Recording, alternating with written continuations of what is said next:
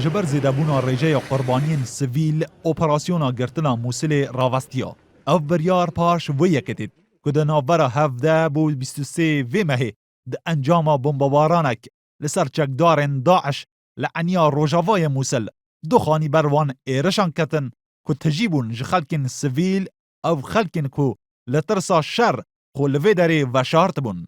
او خلکنا کتنا بن داروبرن وان خانیان دا.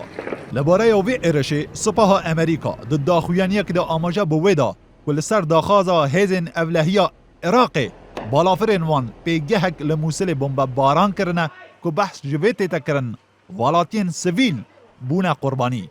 روانگه عراقی جبو مافن مروف دبیجه هجمارا وان کسین که لوان دخانیان دا بونه نیزی که 500 کسان بویه و پرانیا وان جن و زاروک بونه.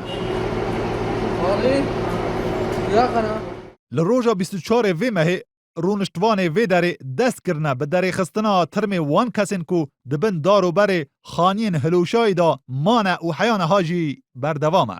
جو آلی دنوه هف پیمانیان ناف دولتی را گهاند و کولین لسر وی بابت کن و هوربینی جبوی راستی و نراست بونا وی راپورت کن که بحثا وی دکه خلکک زور ده تاغا موسلا کفن بونا قربانی.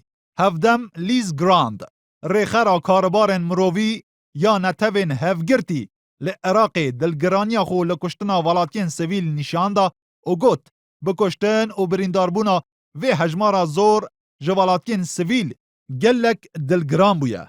روانگه عراقی جبو مافن مروف جی دبیجه لگور راپورت نفرمی لنوزده صبات که اپراسیونا گرتنا روژاوای موسل دست بکریه نیزی 700 ولاتی سویل ده ایرش بمباران و تقینان هاتنه کشتن.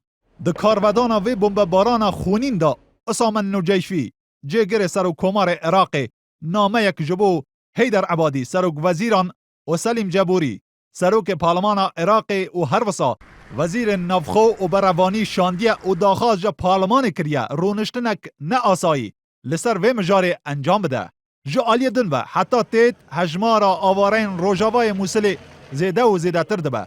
لگور آمارا وزارت کوچ و کوچبرین عراقی هجمارا آوارین عنیا روژاوای موسلی گهشتیا 200,000 کسان. جو کوما گشتیا همو او کسین کو جو دست پیکرنا اپراسیونا موسلی آواره بونه گهشتیا 433,000 کسان.